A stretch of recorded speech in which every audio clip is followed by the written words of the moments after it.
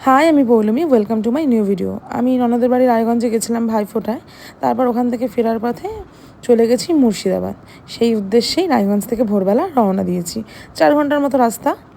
পথেই সকালবেলা লুচি আর ছোলার ডাল দেখে নেমে গেছি খেতে। কোন বাঙালি না ভালোবাসে খেতে। তারপর ওখানে একটা নতুন মিষ্টি খেলাম, নাম চিত্তরঞ্জন, ভালো, সুগার কম। তারপরে আমরা চলে গেছি রিসর্টে রিসেপশানে সমস্ত কাজ কমপ্লিট করে নিয়েছি। দিয়ে দিয়েছে আমাদের ওয়েলকাম ড্রিঙ্ক। তারপর রিসেপশনের কাজ মিটিয়ে আমরা চলে গেছি রুমের দিকে। তো এখানে প্রতিটা রুমের আলাদা আলাদা নাম আছে। আমরা যে রুমটিতে ছিলাম তার নাম হচ্ছে বীরা 108, আর রিসর্টের নাম হচ্ছে জলছবি রিসর্ট মুর্শিদাবাদ। তো খুব সুন্দর নেচার ভিউ, একদম ভাগীরথীর ধারে, একদম সিটিং অ্যারেঞ্জমেন্ট, বাইরে দোলনা টোলনা সব কিছু আছে। আর রুমের অ্যাম্বিয়েন্সও ভীষণ সুন্দর, খুব ভালো লেগেছে আমাদের। আর বেশি থাকা হলো না, 2 দিন মতো। আর 2 দিনের ম্যাক্সিমামটাই বাইরে কেটে গেছে ঘুরতে ঘুরতে। তবে এত ফুল গাছপালা দেখে ভীষণ ভালো লেগেছে। আর সব থেকে আমার যে বগনভেলিয়া পছন্দের ফুল, সেটা একদম ভরে ভরে রয়েছে। যাই হোক, এই সিঁড়িটা দিয়ে উঠেই আমাদের রুমের দিকে চলে যাচ্ছি। আমরা ছিলাম 108 নম্বর রুমে। রিসর্ট ভর্তিই ছিল। আর আমরা স্যাটারডে সানডে ছিলাম, তো ভর্তি তো থাকবেই। মানে সানডেতে ফিরে এসেছি আর কি। এই হচ্ছে আমাদের রুম। ওপরটা না পুরো শীতল পাটি দিয়ে মানে ডেকোরেট করা। আর রুমটা অনেক বড়, স্পেসিয়াস। আর ব্যালকনিটা অদ্ভুত সুন্দর, মাধবীলতা দিয়ে পুরো সাজানো। তা আমরা এই রুমটাই নিয়েছিলাম। আরও অনেক রকম রুমের অপশান আছে। ব্যালকনিটা আপনাদের সঙ্গে একটু দেখিয়ে দিই, মানে শেয়ার করে দিই আর কি। তো এই হলো, ওখানেও 2টো চেয়ার আছে। আর তার সাথে একদম সামনেই ভাগীরথী ভিউ। আর কি যে অপূর্ব সবুজ লাগছে, ভীষণ ভালো লাগছিলো। আজকে আসার একদম মুড ছিল না, মানে মনে হচ্ছিলো থেকেই যাই। খুব সুন্দর। এই যে আমার রুমের নাম বীরা, সেটা লেখা রয়েছে। এখানে নানান রকম নাম, খুব সুন্দর, অদ্ভুত। অম্রপালি, তারপর আরও অনেক নাম রয়েছে, কালো পাহাড়। আর তারপরে এখানে একটা দেখলাম ফ্রিজটা কি সুন্দর ওয়ার্ড্রপের মতো করে করা রয়েছে। তার সাথে এই ওয়ার্ড্রপ তো বড় ছিলই। তারপর আমরা রিসর্ট থেকে ফ্রেশ হয়েই বেরিয়ে গেছি কাঠগোলাপ প্যালেসের উদ্দেশ্যে, মানে কাঠগোলাপের বাগান যাকে বলে। তো এই আমাদের রয়েছেন সাদা জামা পরে, উনি হচ্ছেন আমাদের গাইড, বলবো মুর্শিদাবাদের বেস্ট গাইড আর কি। ওনার নাম এবং কন্ট্যাক্ট নাম্বার আমি ভিডিওতে শেয়ার করে দিচ্ছি। ভীষণ ভালো ইতিহাস বুঝিয়েছে এবং পুরোটা দেখবেন, ইতিহাসের প্রতিটা কথা পাবেন। ম্যাডাম, আমরা বর্তমানে যে স্পটটা দেখতে এসেছি, এই স্পটটার নাম হচ্ছে কাঠগোলা বাগান, কিন্তু এটা অ্যাকচুয়ালি প্রোনাউন্সিয়েশন হবে হচ্ছে কাঠগোলাপের বাগান বাড়ি। আর এই কাঠগোলা বাগানের যে গেটের তলা দিয়ে আজকে আমরা প্রবেশ করলাম, এটাকে বলা হতো রয়্যাল গেট বা রিসেপশন গেট বা নহবতখানার গেট বলা হতো। যখন নবাব সাহেব বা ব্রিটিশ এজেন্টরা এই বাগান বাড়িতে ঘোড়ায় চড়ে বা হাতিতে করে আসতেন, তখন উপর থেকে সানাই বাদ্যযন্ত্র বাজিয়ে তাকে ওয়েলকাম জানানো হতো। তো এই বাগান বাড়ি আজ থেকে 240 বছর আগে যিনি প্রতিষ্ঠা করেছিলেন, তার নাম হচ্ছে লক্ষ্মীপদ সিং দুগাল, যার স্ট্যাচু আমরা ডান দিকে দেখছি।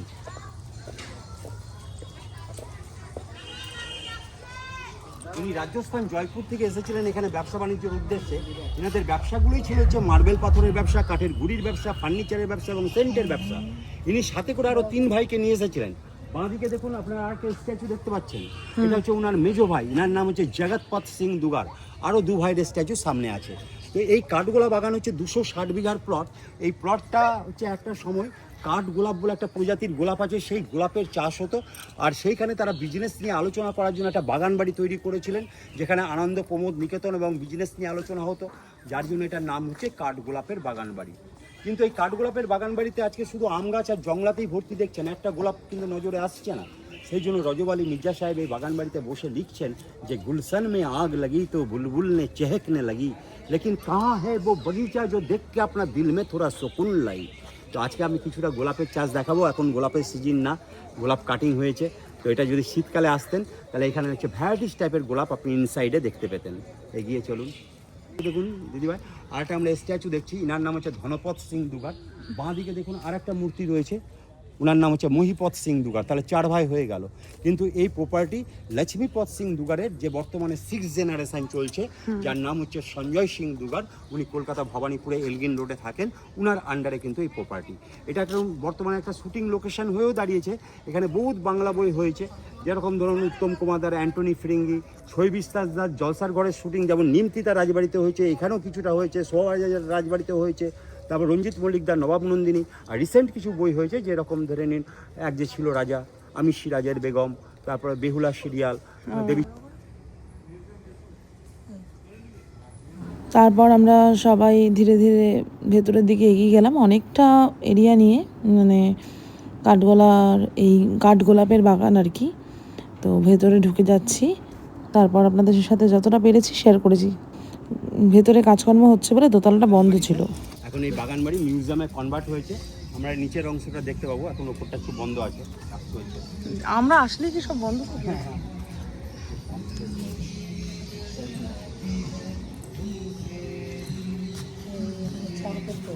স্যার এটা উপর থেকে দেখে লাগছে রাজস্থানী বাউরি বা স্নানের জায়গা মনে হচ্ছে, তাই না? কিন্তু এটা স্যার স্নানের জায়গা না। যেরকম স্যার হচ্ছে দুটো রুম আপনি জলের ওপরে দেখছেন, এই জল যদি পুরো শুকিয়ে যায় ঠিক নিচে ওরকম মডেলের একটা রুম আসবে। আর আপনি বাঁ দিক দিয়ে এখনও স্যার 25 থেকে 30 হাত মতো যেতে পারবেন। তো এইখান থেকে জগৎ শেঠের বাড়ি ছিল স্যার হচ্ছে 1.5 কিলোমিটার ডিস্টেন্স। 1.5 কিলোমিটার স্যার হচ্ছে এই সুড়ঙ্গ পথের মাধ্যম দিয়ে ওনাদের হচ্ছে, তো আমি সব বৈধ ব্যবসা বলেছি, এদের কিছু অবৈধ ব্যবসা হচ্ছে ছিল, যেমন হিরে জহরতের কারবার ছিল, সুদবন্দকির কারবার ছিল। আর একটা সময় 32 দেশের বণিকরা আসতেন আমাদের এই মুর্শিদাবাদে ব্যবসা বাণিজ্য করতে, বিশেষ করে মুর্শিদাবাদের রেশম সিল্কের ওপরে আর নীলের ওপরে। তো এদের টাকাটাকে ইন্ডিয়ান টাকাতে পরিণত করে নিতে গেলে কত টাকা কমিশন লাগবে না লাগবে, এরা সমস্ত গুপ্ত রাস্তার মাধ্যম থেকে জগৎ শেঠের বাড়িতে আলোচনা করতেন। এই কারণেই যে জগৎ শেঠের বাড়িতে ওই সময় ছিল স্যার টাকশাল, যে টাকশাল লর্ড কর্নওয়ালিসের আমলে ওনাদের হাতে ক্রপ করে নেওয়া হয়। তো এইটা স্যার আপনারা ওপরে উঠতে পারবেন, কিন্তু এটা হচ্ছে রাজস্থানী মডেলের কাজ দেখছেন। এটা রাজস্থানে গেলে এটা এরকম টাইপের মডেল যেগুলো দেখবেন এগুলোকে বাউরি বলা হয়, কিন্তু এটা বাউরি নয় স্যার। এটা সর্বপ্রথম চিড়িয়াখানা কিন্তু এই বাগান বাড়িতেই ছিল স্যার। তো যখন এখান থেকে চিড়িয়াখানায় চলে গেল কলকাতা আলিপুরে, তখন ইনাদের যাবতীয় যা জীবজন্তু ছিল সব হচ্ছে ওনারা দিয়ে দিয়েছিলেন। আবার স্যার বছর 5 হয়েছে ওনারা চিড়িয়াখানা ওপেন করেছেন, এখানে ভ্যারাইটিস টাইপের বার্ডস অ্যান্ড ফিশ দেখতে পাবেন স্যার ভিতরে। তো আমরা আগে ওই দিক সাইড দেখে আসি, তার বেরিয়ে যাওয়ার পথে চিড়িয়াখানাটা দেখে নিই।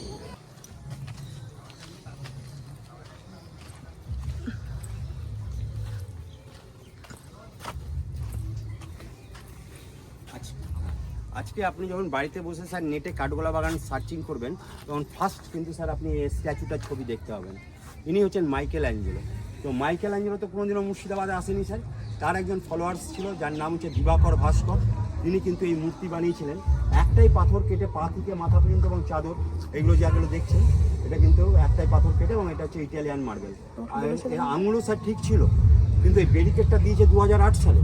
তার আগে স্যার এখানে গরু চড়তো, রাখাল বালকরা গিয়ে স্যার হচ্ছে আঙুলগুলো ভেঙেছে, এখন হচ্ছে স্যার এই ব্যারিকেডটা দিয়ে দেওয়া হয়েছে। তখন তো পাথর কাটার মেশিন আবিষ্কার হয়নি। আর এই যে দুটো হুক বেরিয়ে আছে স্যার, এটার মাধ্যম দিয়ে আগে কুপি কলের মাধ্যম দিয়ে জল তোলা হতো। পিছন দিকে ওয়েল আছে, ওয়েলটা দেখে আসি। হ্যাঁ ভেতরে ঢোকা যাবে না?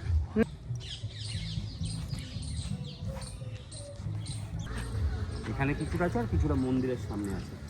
আচ্ছা, এখানে লোক পিকনিকও করতে পারে? না, এখানে না আপনাকে নিরামিষ খেতে দিবে। আপনি বাইরে এগুলো কাস্ট আয়রন বা ঢালাই লোহার চেয়ার রয়েছে, তারা সন্ধ্যাবেলায় বসে হাওয়া বাতাস খেতেন, চেস বোর্ড খেলতেন। আর এটা পুকুর? আর এটা হচ্ছে, হ্যাঁ, এটাকে বলা হয় প্যালেস ঘাট বা রানীঘাট বলা হয় এটা। রানীঘাটের আগে একটু ছবি। তো যখন মহিলারা যখন এই ঘাটে স্নান সারতেন, দেখুন 4 কোণাতে ম্যাডাম 4টে গম্বুজ রয়েছে। তখনকার দিনে খোঁজাদেরকে দিয়ে পাহারা দেওয়া করানো হতো তাদের স্নানের সময়, যাতে কোনো পুরুষ না এসে যায়।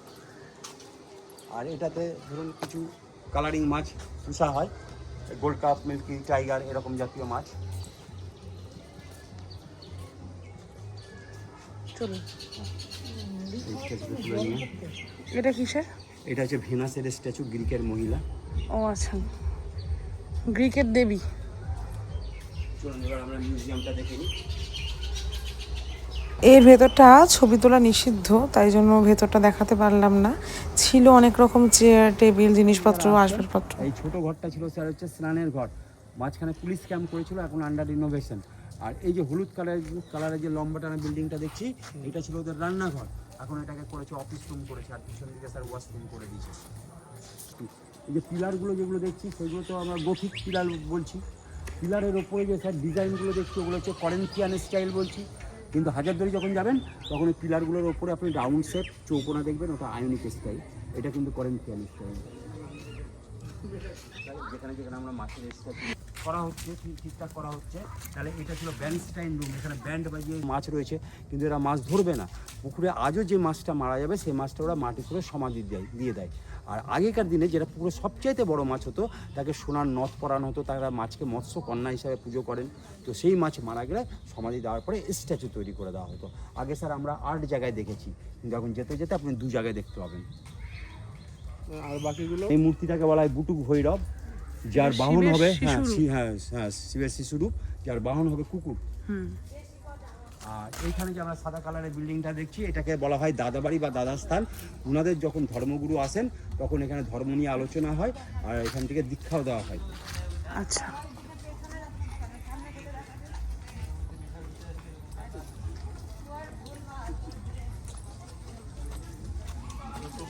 যান দুটো খুলে।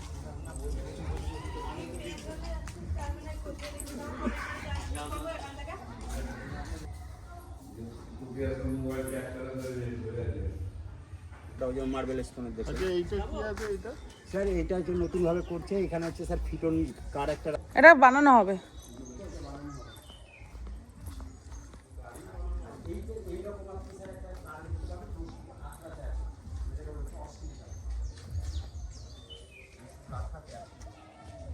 এই জমি যখন 1980 সালে যখন ওই জমি যখন চাষ করা হচ্ছে লাঙলের ফালে, তখন স্যার এটা উঠে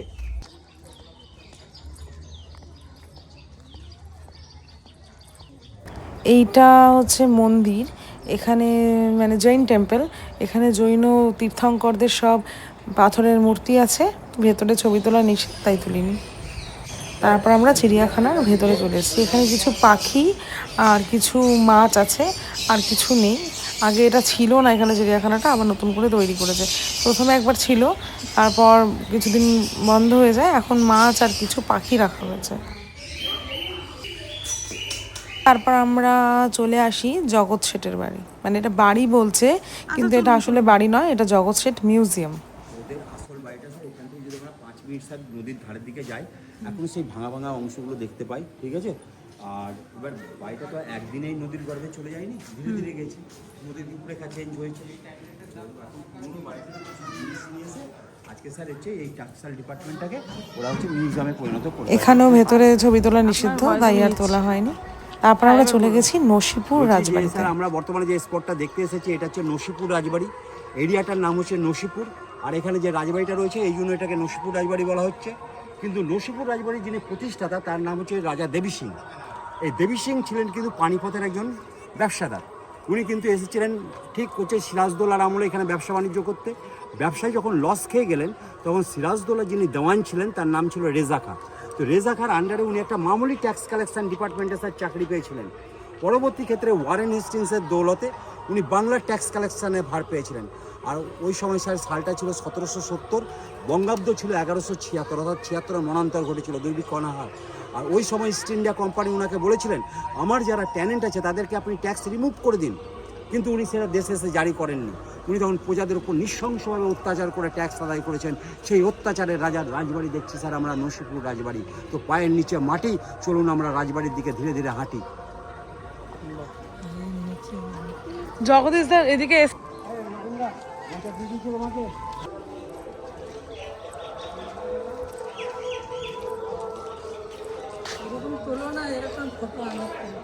এর ভেতরে তো ছবি তোলা যাবে। দোতলা এবং নিচের তলায় যে ঘরগুলো দেখছি এগুলো ছিল তার সমস্ত রেকর্ড রুম, অর্থাৎ মহাফেজখানা। আর এই অংশটা ছিল স্যার হচ্ছে ড্যান্সিং মহল পজিশন ছিল স্যার। হ্যাঁ, এখানে না মানে দুটো বাইজির নাম খুব তখনকার দিনে প্রসিদ্ধ ছিল, একটা হচ্ছে হীরাবাই আর একটা হচ্ছে মতিবাই। তখনকার দিনে স্যার হীরাবাই এক রাত্রে নাচতে 5000 স্বর্ণ মুদ্রার ডিম্যান্ড ছিল। সেই হীরাবাইয়ের আমি 1 কপি ছবি স্যার আপনাকে আমি দেখাবো, এই রাজবাড়িতেই আছে স্যার। এটা হচ্ছে রাজবাড়ি হচ্ছে মডেল, এটা হচ্ছে সোলার কাজ দেখছেন, তো যিনি তৈরি করেছিলেন তার নাম হচ্ছে যজ্ঞেশ্বর মালাকার। যজ্ঞেশ্বর মালাকার স্যার একটা সময় রণজয়বাবু, হ্যাঁ। তো এবার রণজয়বাবু তো কলকাতা পারভেজ থেকে থাকে, এবার উনি তো এটাকে দেখভাল করতে পারছেন। হ্যাঁ চলো। এই যে দেবী সিংয়ের অত্যাচার আর ওয়ারেন হেস্টিংসের অত্যাচারের এগেনস্টে মহারাজা নন্দকুমার হচ্ছে তখন সুপ্রিম কোর্ট করে দিয়েছিলেন স্যার। আর সেই সময় সুপ্রিম কোর্টের হচ্ছে জজ ছিলেন এলিজা ইম্পে, উনি কলকাতায় এসেছিলেন। আর এই যে মহারাজা নন্দকুমার ইনাদের এগেনস্টে যে কোর্ট কেস করে দিলেন, তাতে ইনারা হচ্ছে অ্যাংরি হয়ে গেলেন, হ্যাঁ, এনারা রাগান্বিত হয়ে গেলেন স্যার। তখন কিন্তু হচ্ছে এই মহারাজা নন্দকুমারকে জালিয়াতি সিগনেচারের কেসে ফাঁসিয়ে দেওয়া হয়েছিল। আর তার রাজসাক্ষী ছিল কিন্তু এই দেবী সিং। তখন হচ্ছে আগেকার দিনে আপনার যদি সই আমি স্যার হচ্ছে যদি সিগনেচার যদি আমি জাল করে থাকি আর এটা যদি সরকারি হিসাবে যদি প্রমাণিত হয়ে গেছে, তাহলে আমার সাজাই ছিল মত। এই হিসাবে মহারাজা নন্দকুমারের 1774 খ্রিস্টাব্দে স্যার ফাঁসি হয়ে যায় স্যার। ঠিক আছে, আচ্ছা। তাহলে এই মহারাজা নন্দকুমার ছিলেন মির্জাফরের দেওয়ান ছিলেন স্যার। এই গেটটা আমরা দেখতে পাচ্ছি, ওটা ছিল স্যার সুলের গেট। সুলটা স্যার কীরকম ছিল, বিশাল বড় হাইড্রাম ছিল স্যার, বিশাল বড় হাইড্রাম। তার মধ্যে হচ্ছে হ্যান্ড পাম্পের মাধ্যম দিয়ে না স্যার ফ্যান বেল্ট ঘুরতো। তো যে প্রজা ট্যাক্স দিতে পারতো না, তার ঘরের বাচ্চাকে উঠিয়ে নিয়ে এসে বলতো যে এই সুলের মধ্যে ফেলে দেবো। তো সুলের মধ্যে ফেলে দিলেও তোর বডি স্যার পুরো পাট হয়ে যাবে। এরকম প্যানিক ক্রিয়েট করে স্যার হচ্ছে দেবী সিং ট্যাক্স আদায় করতো। সেই জন্য রংপুর, দিনাজপুর এরিয়াতে তো প্রথমে উনি ট্যাক্স কালেকশনে ভার পেয়েছিলেন, এখন তো রংপুর চলে গেছে স্যার বাংলাদেশের আন্ডারে। তো চারণ কবির আগে স্যার গ্রামে গ্রামে গিয়েই বেড়াতো যে হাতি পার হাওদা তো ঘোড়ে পার ঝিন, চালা রায় দেবী সিং। দেবী সিং চলে এলো মানে জাত গেজাত সব একাকার করে ছেড়ে দেবে স্যার। এবার হচ্ছে ফাঁসি, তারপর এখানে তক্তা বিছিয়ে আমাকে, তক্তাটা যেই কাঠে ঘটে গেল অমনি ওর বডি ঝুলে যাবে। এবার লাস্টটা এখানে ফেলে দিত, দিয়েছে ওই হ্যান্ড পাম্পের মাধ্যম দিয়ে জলের ফ্লো তৈরি করা হতো। আর এখান থেকে আপনি 2 মিনিট হাঁটলে ভাগীরথী নদীতে তারা হচ্ছে লাশ পাঠিয়ে দেওয়া হতো। দেবী সিংকে কখনোই জবাব দিতে হতো না যে এই পূজার আমি কেন ফাঁসি দিচ্ছি। এই যে হীরাবাইয়ের আমি স্যার আপনাকে বলেছিলাম 1 রাত্রের নাচতে 5000 স্বর্ণ মুদ্রা ছিল, এই হীরাবাইয়ের হচ্ছে স্যার।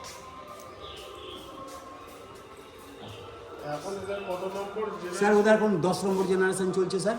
ঠিক আছে, এখন হচ্ছে এই যে রণেন্দ্রবাবু ইনি স্যার এটা রাধা কৃষ্ণ রয়েছে, জগন্নাথ, বলরাম, সুভদ্রা আছে, গোপাল আছে, নারায়ণ শিলা রয়েছে। প্রত্যেক দিন নিত্য পুজো হয় এবং ঝুলন যাত্রার সময় এখানে। আজকের মতো এটুকুই ঘুরেছিলাম, কারণ শুক্রবার দিন হাজারদুয়ারি বন্ধ থাকে। তো চলে এসেছি আমরা রিসর্টে। তো রিসর্ট থেকে আগেই ক্রুজ বুক করা ছিল, তো আমরা উঠে গেলাম সেই মতো। সন্ধেটা নদী বক্ষে কাটাবো বলে। তো বেশি লোকজন ছিল না, মানে বেশি লোকজন ছিল না বলতে ক্রুজে বেশি লোকজন হয়নি, এমনি রিসর্ট পুরো ভর্তিই ছিল। তো এই ওঠার পর চালু হলো। জলটা এত স্তব্ধ, বোঝাই যাচ্ছিল না যে আমরা যাচ্ছি। তো এইভাবেই পুরো জায়গাটা ঘুরে নিয়েছি। আপনারাও দেখুন এই প্রাকৃতিক সৌন্দর্য। এই রিসর্টেই কিন্তু এই ক্রুজটা অ্যাভেলেবেল, আর কোথাও মনে হয় না সেভাবে আছে বলে, ঠিক আমার জানা নেই।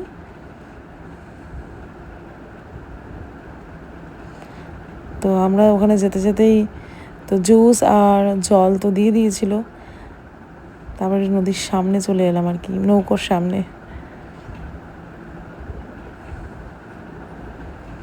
কি যে মনোরম পরিবেশ আর কি যে সুন্দর লাগছিল, মানে বলার মতো না। আমাদের পশ্চিমবঙ্গে এত কিছু ঘোরার জায়গা আছে, এত দর্শনীয় স্থান, এত ঐতিহাসিক ঘটনা লুকিয়ে আছে, বাইরে যাওয়ার ঠিক প্রয়োজনই পড়ে না। এই জন্যই মনে হয় জীবনানন্দ দাশ বলেছিলেন, বাংলার রূপ আমি দেখিয়াছি, তাই পৃথিবীর রূপ আমি খুঁজিতে চাই না আর। যাই হোক, আমার কবিতার সংগ্রহ এইটুকুই। জানি না নদীতে মানে যাওয়ার পর আমার এই গানটাই শুধু মনের মধ্যে ভাসছিল। কোনো এক রূপ কথার জগতে তুমি তো এসেছো আমারই হতে। যাই হোক, আমার খুব হেরে গলায় গান আপনাদের আর সহ্য করতে হবে না। তারপরে চলে এসছে আমাদের জুস আর জল, আর যাকে দেখছেন নীল জামা পরা উনি আমাদের সারথি জগদীশ দা। তো সব জায়গায় উনি আমাদের বাহনে করে নিয়ে যান। কোনো এক রূপ কথার জগতে তুমি তো এসেছো আমারই হতে। যাই হোক, তারপরে আমরা ওপরের দিকে উঠে যাচ্ছি, লঞ্চের ওপরে গিয়ে বসলাম। নিচে আমাদের শান্তি হলো না, মানে এক্সট্রা পাকা যাকে বলে আর কি। এইবার ভালো লাগছে। সাইডটায় গিয়ে দাঁড়িয়েছি, ভয়ও করছিল, ওটা না নড়বড়ে ছিল। তারপর আমাদের সন্ধে নামতেই দিয়ে গেছে চিকেন পকোড়া আর হচ্ছে গিয়ে কেচাপ, তার সাথে কফি। ব্যাস আমাদের সান্ধ্য ভ্রমণ শেষ হলো। এবার আমরা রিসর্টের উদ্দেশ্যে। এই রিসর্টে আরেকজনের কথা না বললেই নয়, এখানে একটা ছোট্ট ডগি আছে, নাম লুসি। ও সারাদিনই আমাদের সঙ্গে সঙ্গে ছিল, এই যে এখন বসেও আছে এখানে। আর বাদবাকি মুর্শিদাবাদটা পার্ট 2-তে আসছে।